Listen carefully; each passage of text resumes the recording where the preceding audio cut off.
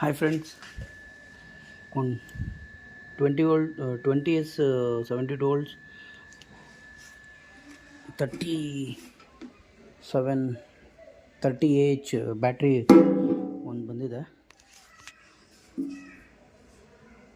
ಇದು 5 kilometre move ಆಗುತ್ತೆ, ಅದಾದಮೇಲೆ ಕಟ್ ಆಫ್ ಆಗಿಬಿಡುತ್ತೆ.